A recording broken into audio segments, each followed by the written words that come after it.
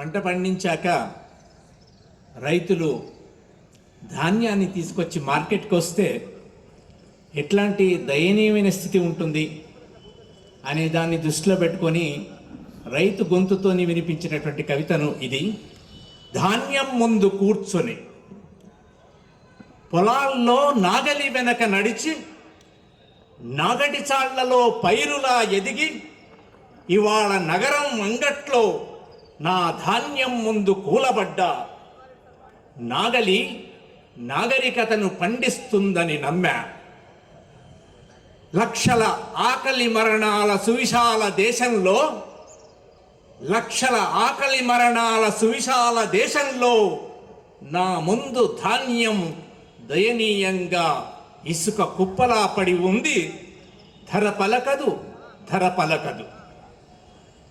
కూడగట్టి వేలు పోసి పంట తీస్తే కడకు అంగట్లో దిక్కులేని దేవిరింత. కొనండి బాబు, కొనండి అయ్యా, ధాన్యం ప్రాణం లాంటి ధాన్యం.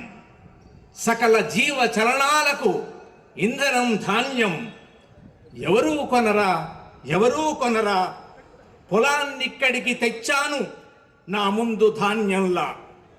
సంపద ముందు కూర్చున్న పేద రైతును, ప్రాణం ముందు కూర్చున్న నిస్సత్తువను, మీ ఇళ్లల్లో పొయ్యి మీద తుకతుకలాడే అన్నమే బాబు ఈ ధాన్యం.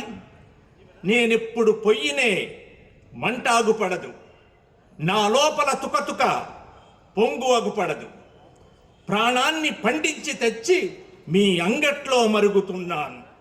మీరేమో దర్జాగా వచ్చి ధాన్యం కుప్పను కెలికి ఈ మట్టేమిటని, ఈ దుమ్మేమిటని, ఈ పెడ్డలేమిటని, నాసిరకమని విసుక్కుంటూ కసురుకుంటూ పావలాకి పరక్కి ధాన్యం పోసి పొమ్మంటారు.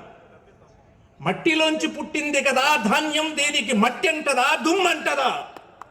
మీ చూపుకు కంప్యూటర్ సోకింది, మీ దేహం ఏసీకి గడ్డ కట్టింది.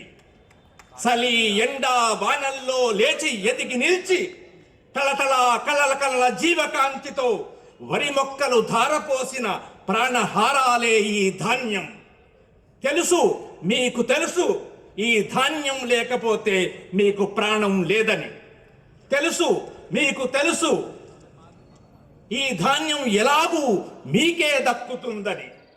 ఇలా కూలబడి డీలాబడి మీ చూపుల చివర్లకు వేలాడి మరిగి ఆఖరికి చల్లారి ఆకలికి తలంచి సరే బాబు మీ ధరకే బాబు అని ఎలాగూ మీకే ధాన్యం అప్పచెబుతానని మీకు తెలుసు.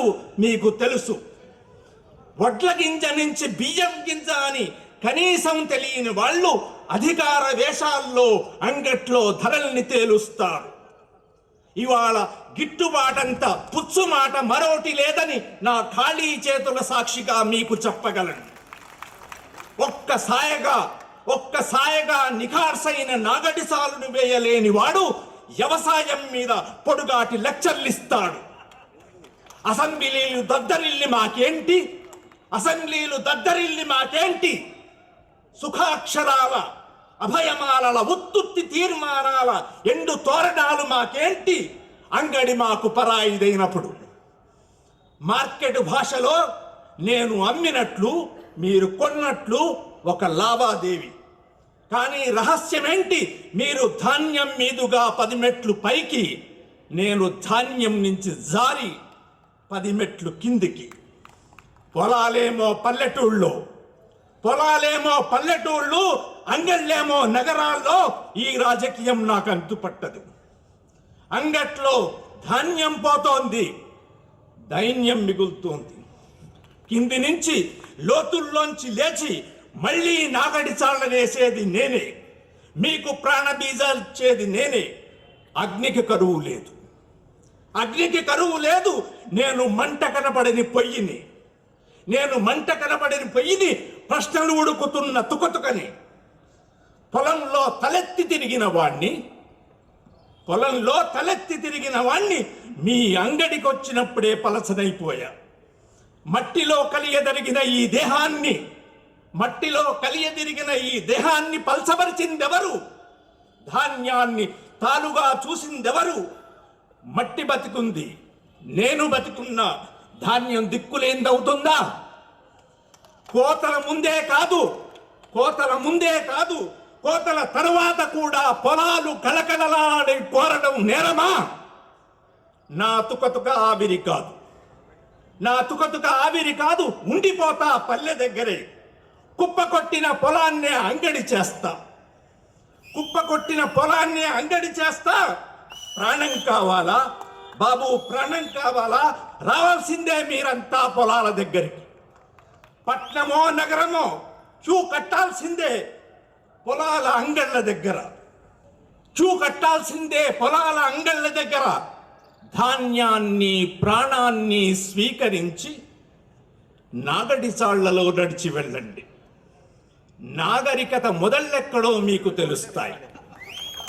ధాన్యాన్ని ప్రాణాన్ని స్వీకరించి నాగడి చాళ్లలో నడిచి వెళ్ళండి. నాగరికత మొదళ్ళెక్కడో మీకు తెలుస్తాయి. ధాన్యం